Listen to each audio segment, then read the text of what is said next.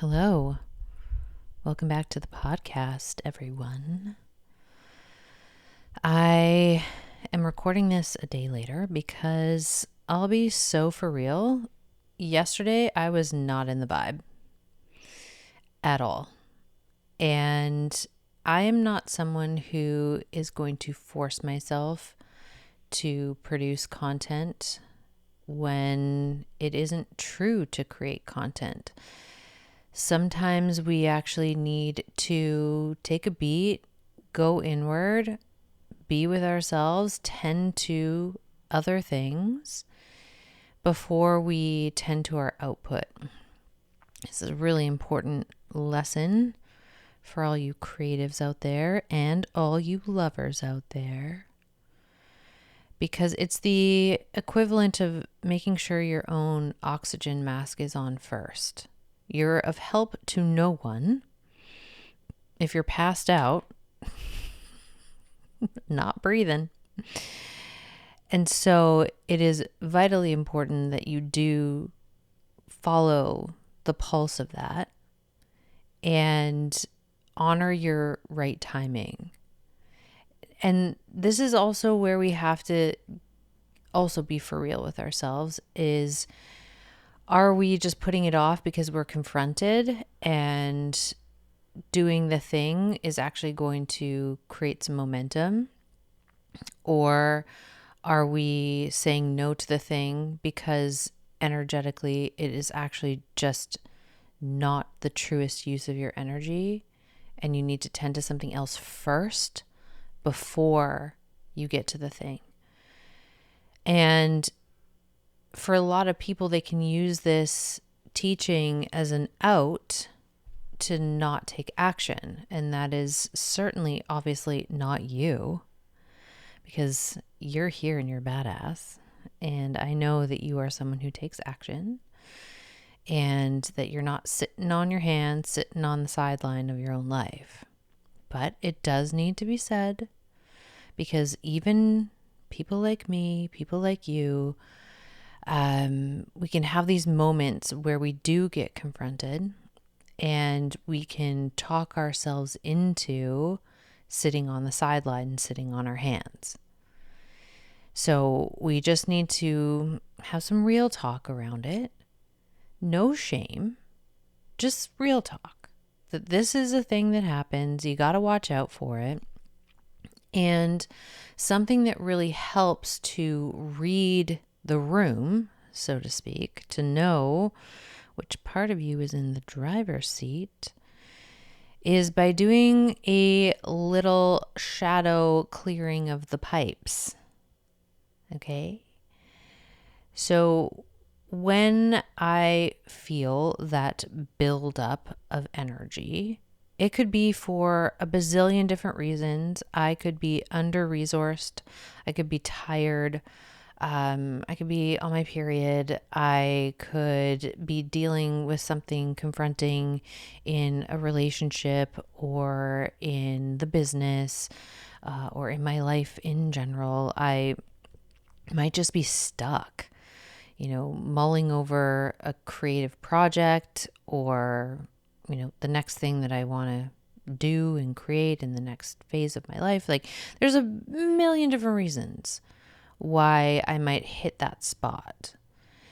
And the important thing is, when I hit it, I have a process of going inside to explore the terrain.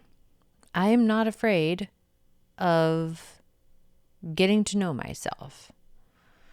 I spend a lot of time being introspective and going down the rabbit hole of me. It's one of the things that makes me so effective at what I do for my job and how I serve people in my coaching practice, but also as an artist. That level of introspection is required to create great art. Anyone can throw some words together and call it art or a poem or a transmission. But unless you're really touching the true parts of yourself and telling the truth in your art's going to flop. And a lot of people play it safe. They play it safe in their artistry. They play it safe in their business. They play it safe in their relationships because they aren't willing to go right to the bottom and tell the truth on themselves. They aren't willing to ask uncomfortable questions. They aren't willing to do shadow work. And if you're not willing to do shadow work and sit with yourself and alchemize any shame that may be there, because that is one of the biggest things that stops people. I had someone ask me on a podcast this week, what do you think is the biggest thing that stops people from being successful? And my answer was shame. Shame. It all comes down to shame. Whatever your fears are, whatever story you've got going on, we can always distill it down to an experience where you either felt shame or you were shamed. You were rejected in some way, shape, or form for who you actually are. And there's a very spicy, somatic experience that goes along with shame. That you are, and it's the association that you are inherently bad or inherently wrong or inherently broken. And that usually gets locked in pretty early in our little human experience. And then we carry that shame with us like a trusty little companion. And anytime we expand or even want to expand, shame comes in to cut you down to size, to keep you in the safe zone, to keep you from actually moving forward in the trajectory of your life. Whether that is with your business, whether that is in relationships, whether that is a creative project, whether that's taking care of your body. Shame will come in to stop change because the association in this younger part of our psyche is that change or being different is dangerous, so avoid it at all costs. So, like a good little trusty companion, it slides in there and swipes you out. Just takes you right out. And when we understand the mechanics of shame and we start to unwind that a little bit and we're like, what if that shame story was just a colossal lie? What if that actually wasn't truth, but I adopted it as truth? And I've been running with that false pretense ever since. When you start contemplating that, it naturally starts to open and you create a little bit more space, and the more awareness that you cultivate, the more, again, you are going to have space to explore yourself in these moments. And, awareness in and of itself is not going to be enough to cause transformation. It's the first stop on the journey. You need it. It's a crucial element. It's an ingredient that you must have. You cannot go on the journey of transformation if you don't have awareness. So you have to have it. It's important. But a lot of what happens in the personal development and spiritual communities is they put awareness on such a fucking pedestal that's what people aspire to. They aspire to be aware. So you have all of these people running around the internet, running around the planet, so self-aware of their patterns and their programs, and then they keep running them.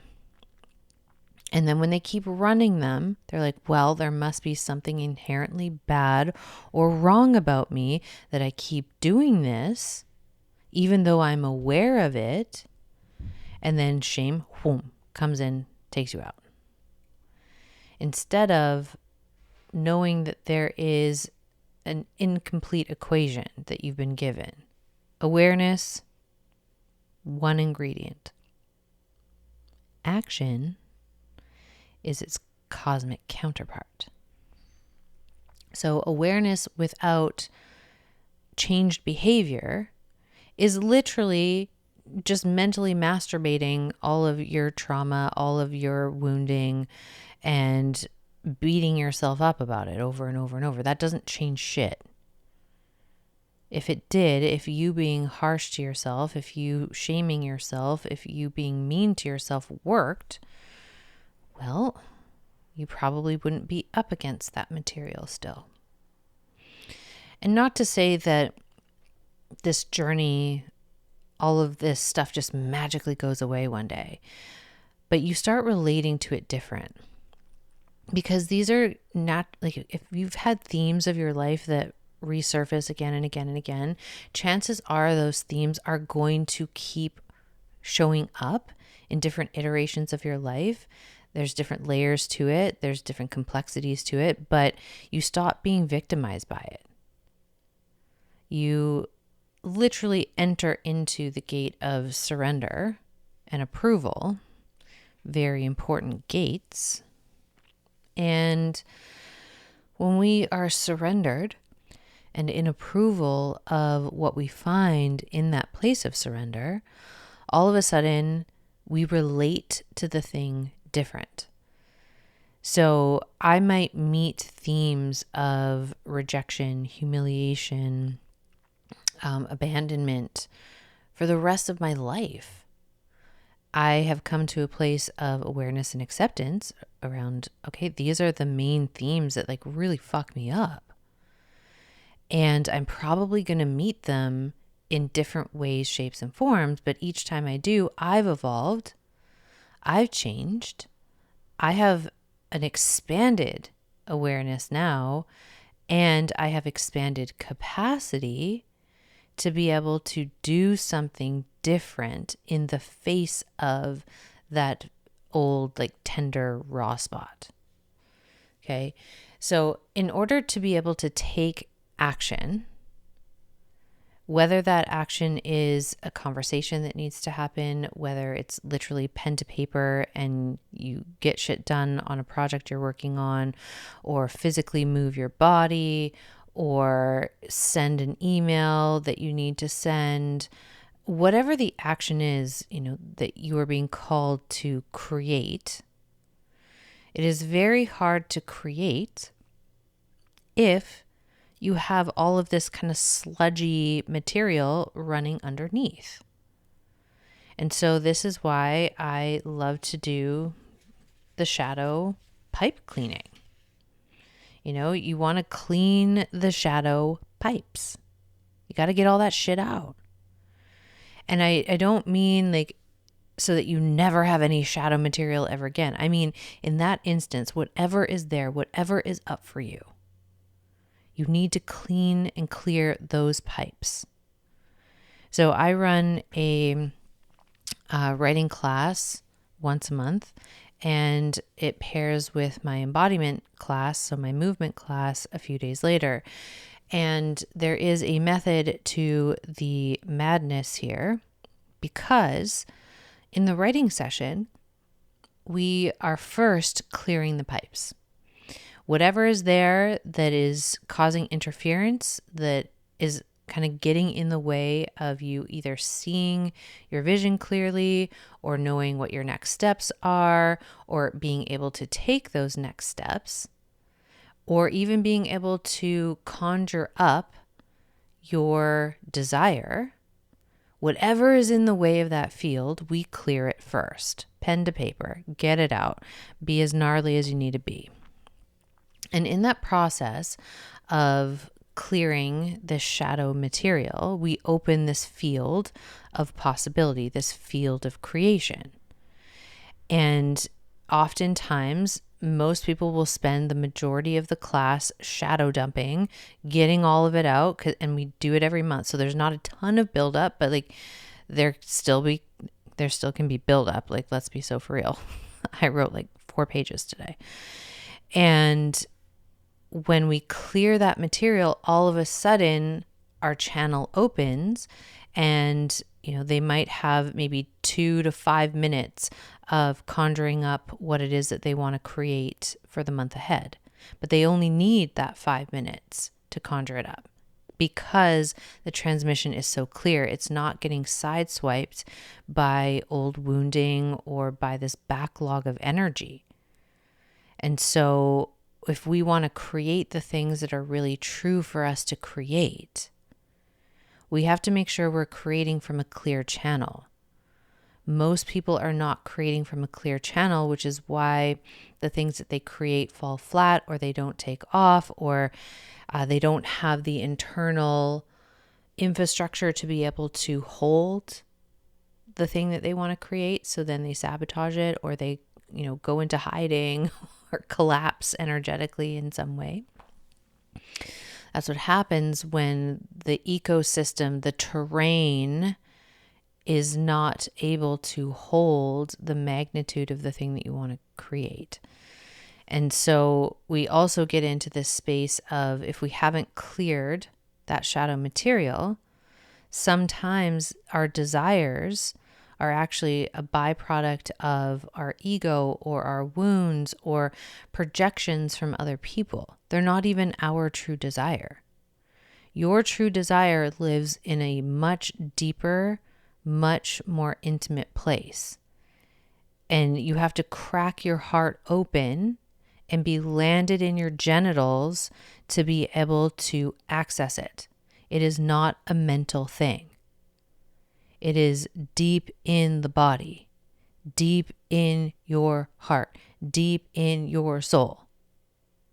And if you create your desires from the mental plane, you will likely find, like, I chase these desires, I get them, and they don't really feel like anything.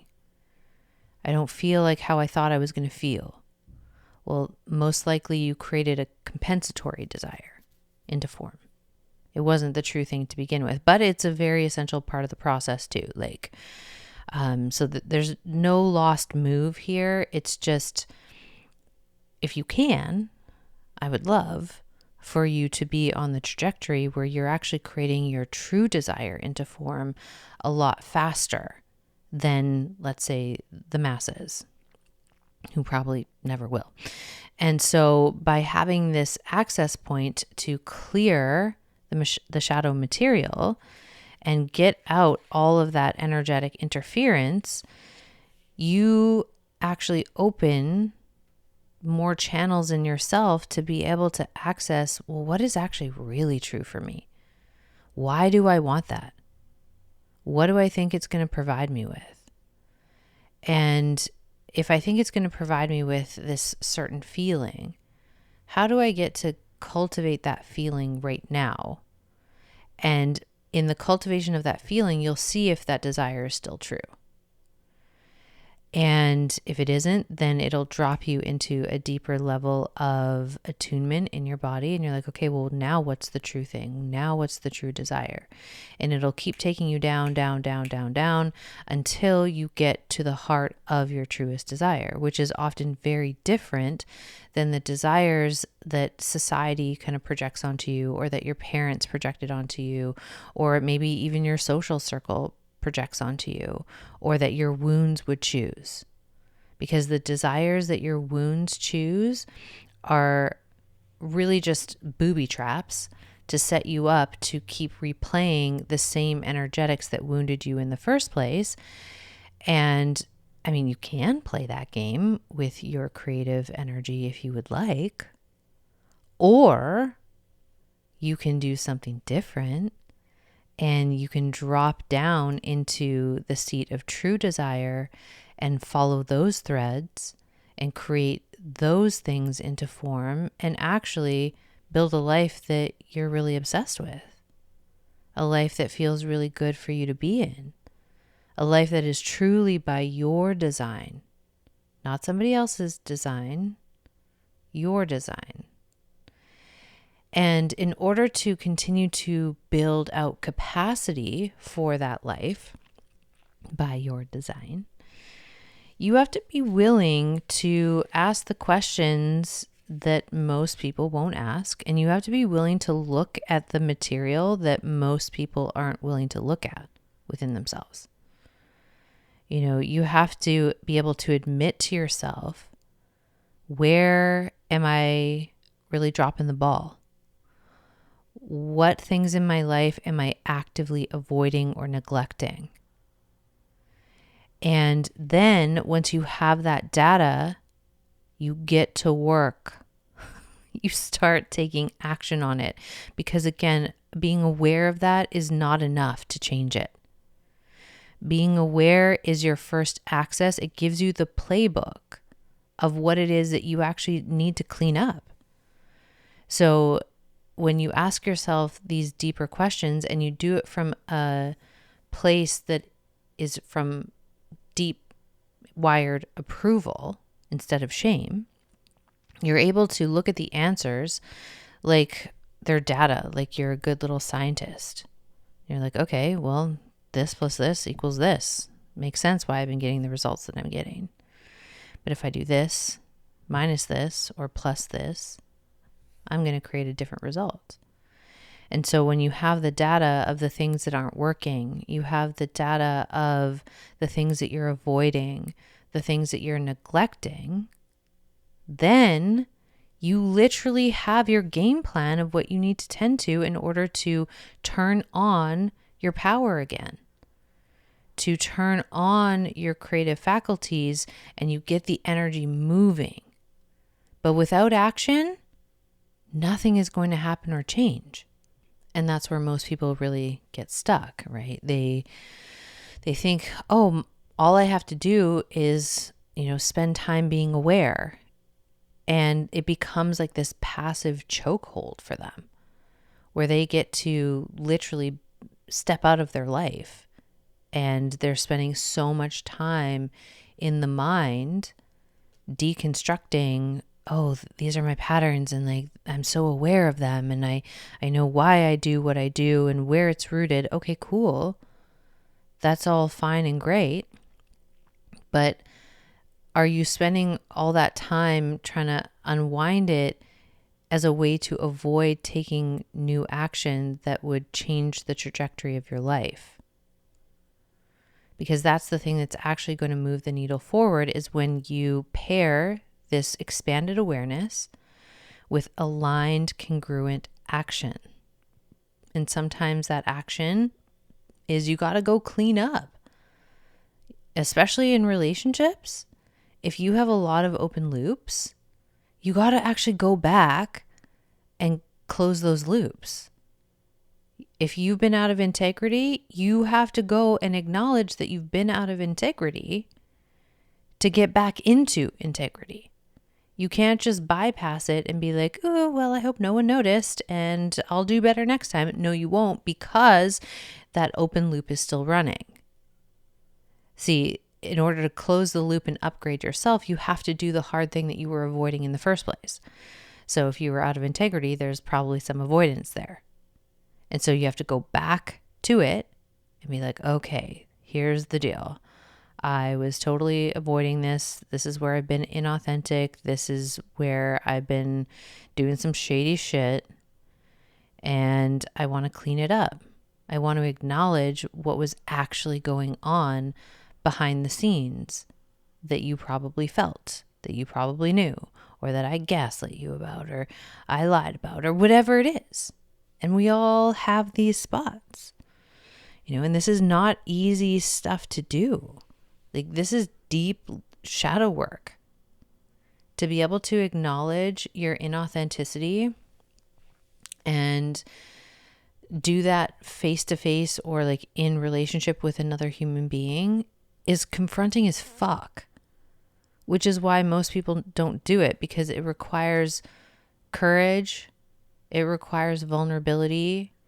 It requires you to sit in the face of someone's disappointment or upset with you and hold the consequences of your own actions. or in some cases, the consequences of your inaction. And if you really want your power back, you have to take ownership. You have to own the parts that you were playing out loud. It's not enough to own them in your head. You actually have to out that to whoever you were involved with or whatever the situation was. Maybe it's something to do with work. Maybe it's, something to do with your family. Maybe it's a past relationship. Maybe it's a client, whatever it is.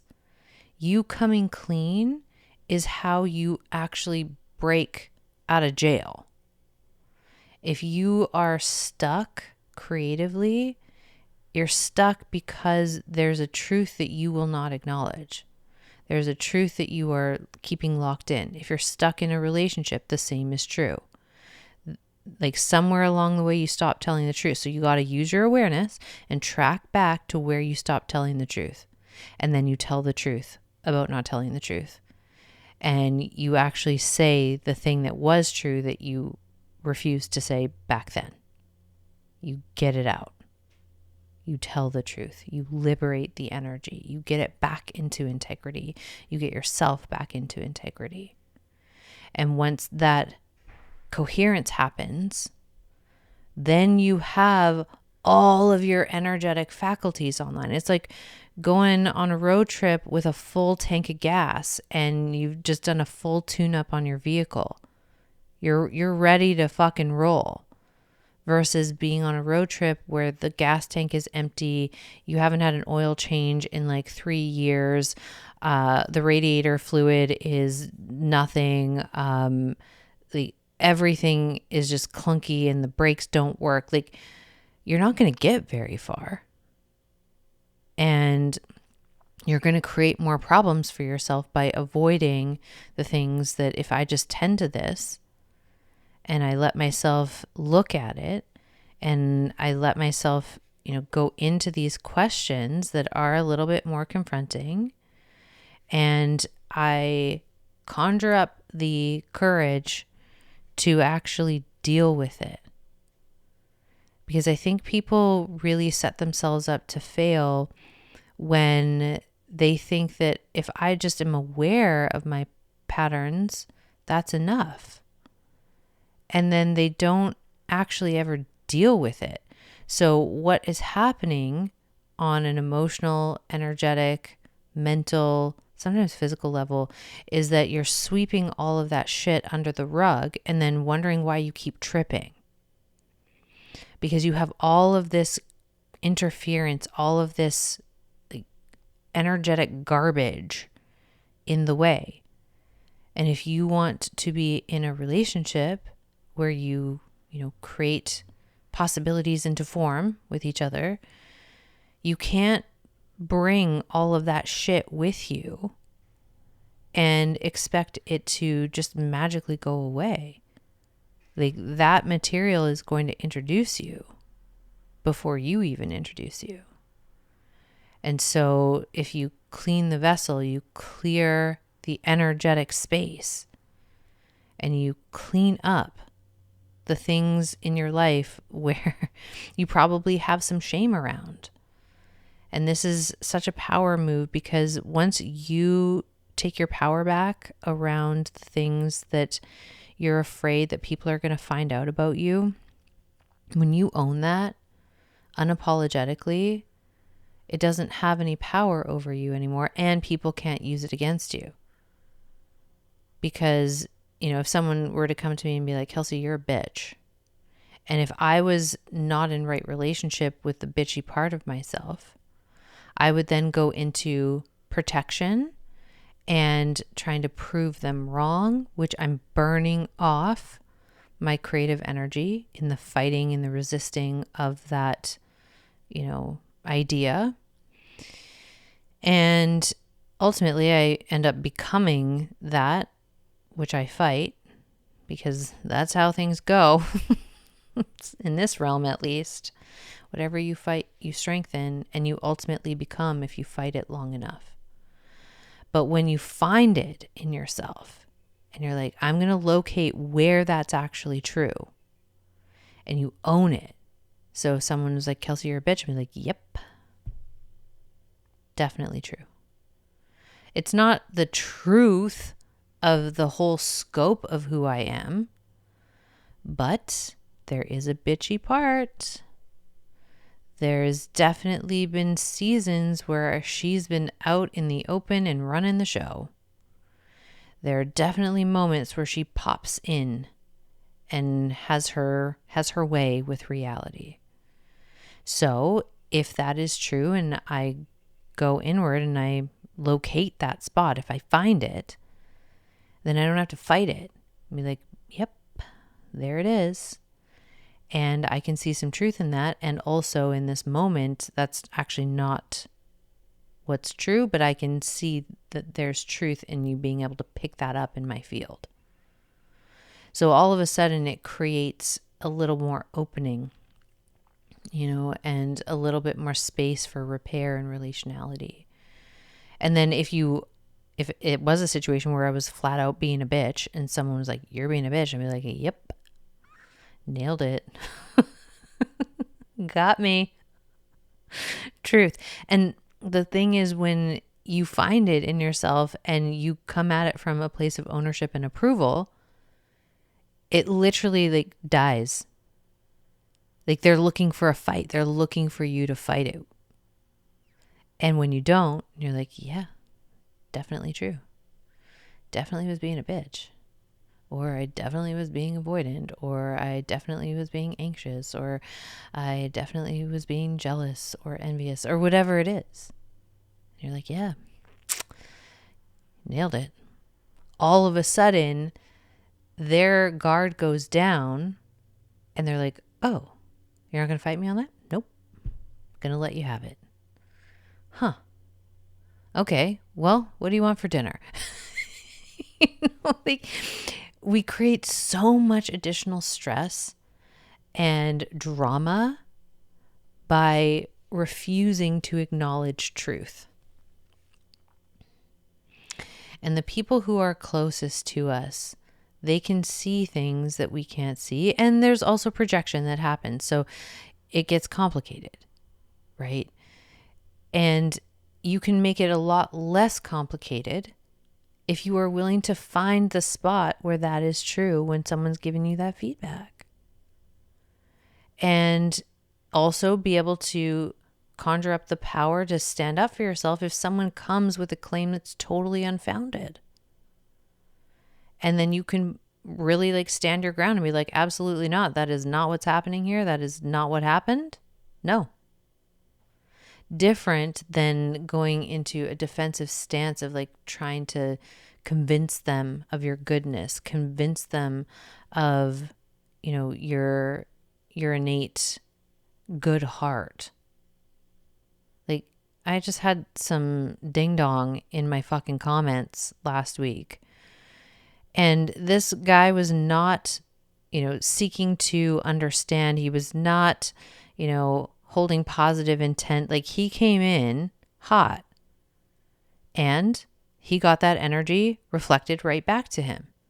And guess what? He didn't like it. Shocker.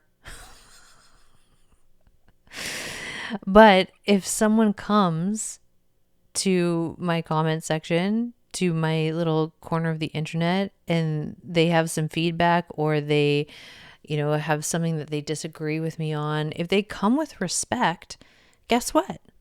I reflect that back to them too. And so like, I'm not a dumping ground for people's projections and bullshit and the stuff that they can't hold. And I have done enough work and I live so deeply in my body that I'm able to discern the difference. And so this is why you'll see different sides of me in my comment section. And if you really distill down the energetics, you will always see the through line. Always, always, always. But most people are actually more concerned with looking good and avoiding looking bad, that they won't ever tell the truth.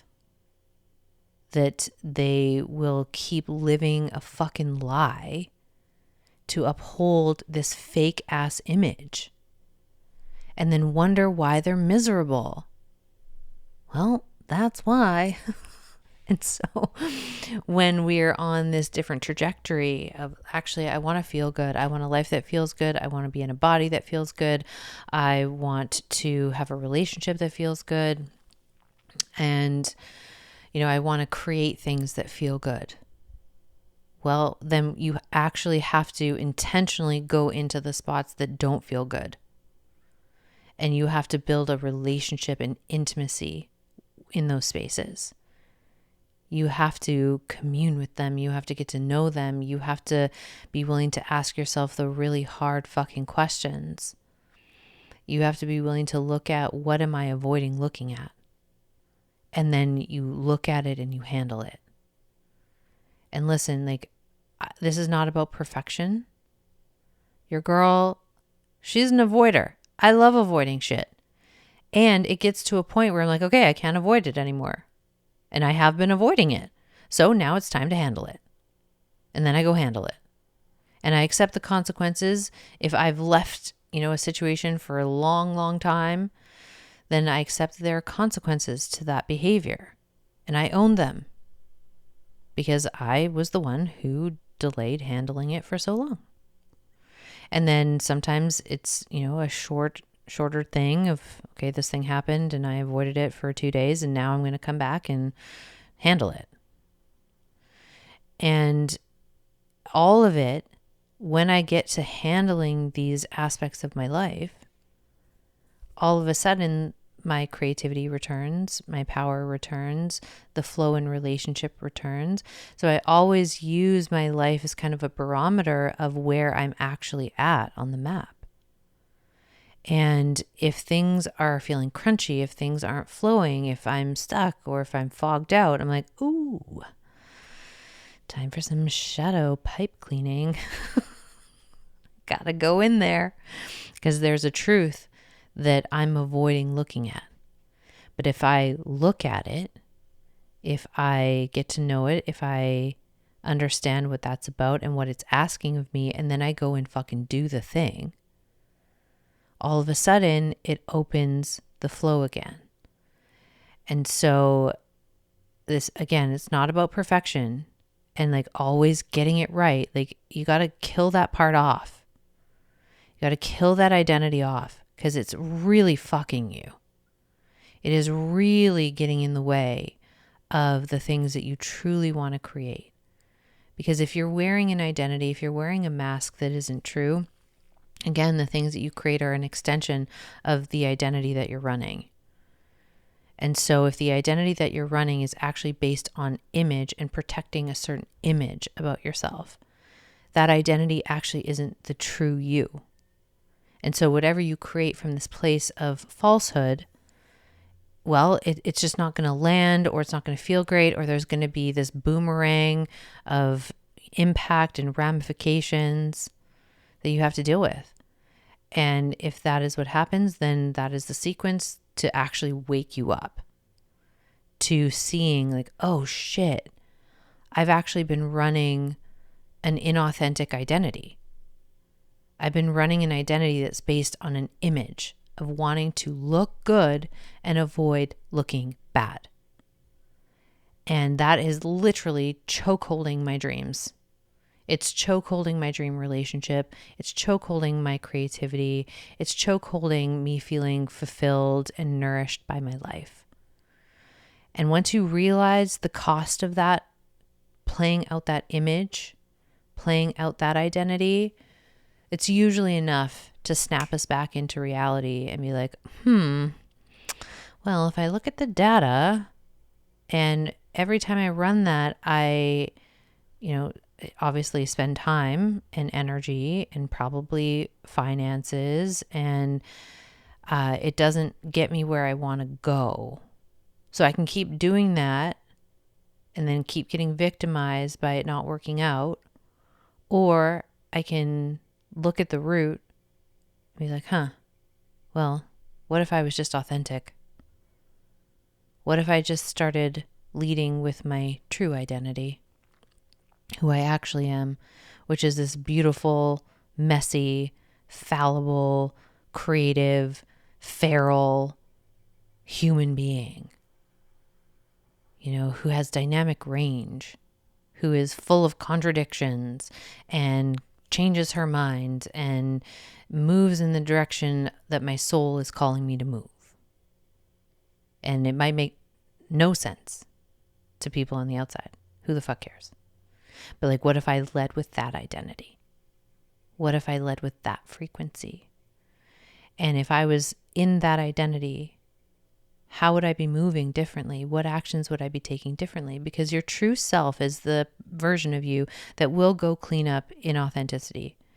It is the part that will go clean up where you have broken integrity and get all of that handled so that you free up all of the energy to create your dream life into form. And a lot of the work that I do is like helping people kind of adjust to getting in that right relationship with that identity, the truth of who they are. And oftentimes, like, we have to kind of peel away all of the false masks and the false creations. This is why it can look sometimes when you come into my world that things just fall apart. But what's falling apart is anything that wasn't rooted in truth to begin with, that is literally sucking and draining your life force energy.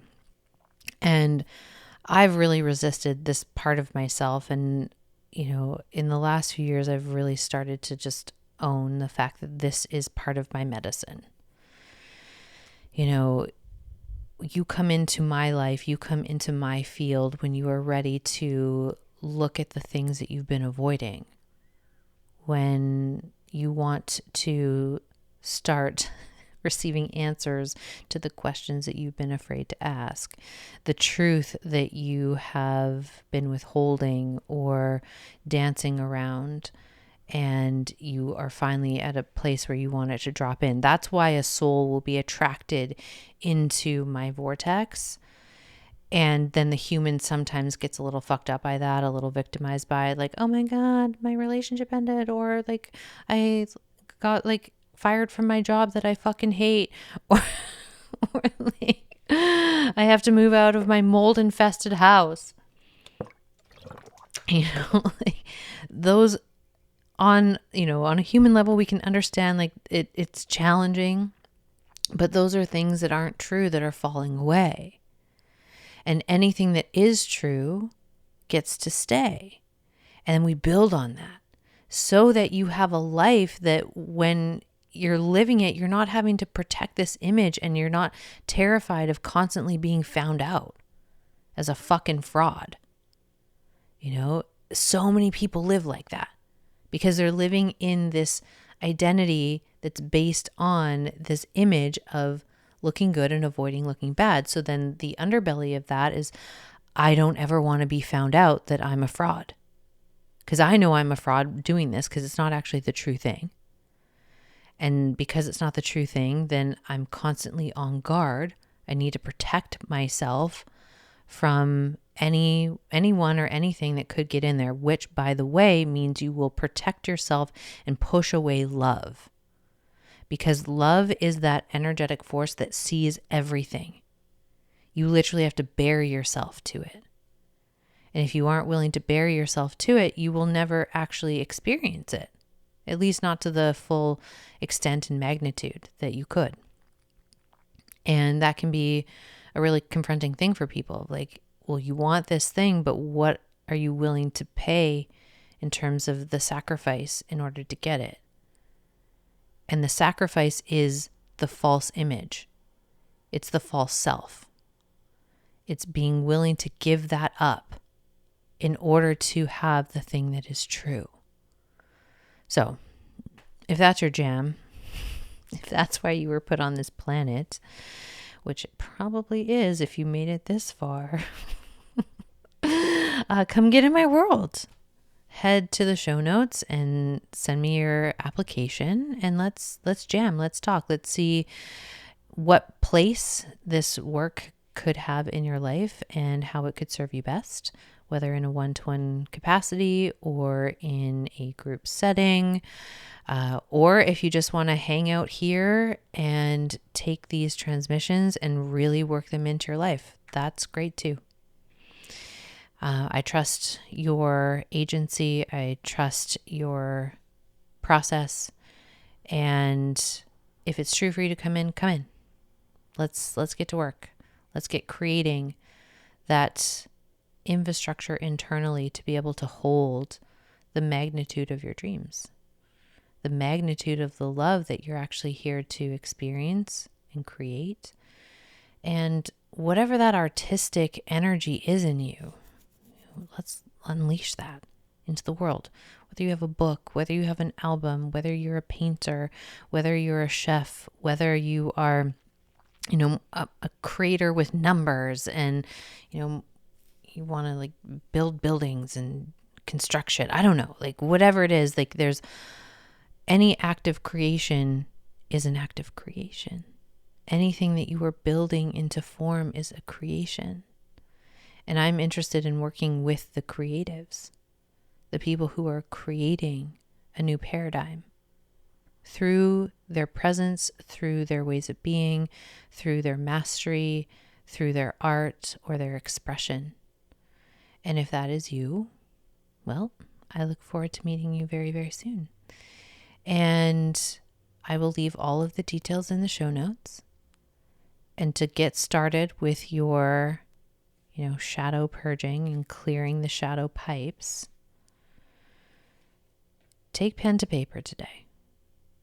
All the things that are rummaging around in your head, get it out. Doesn't need to make any sense.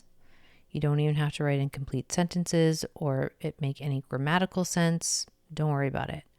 Just get it out. Let it be as real, raw, ugly. Like, just go fucking ham. Do not leave anything in there. Get it all out on paper.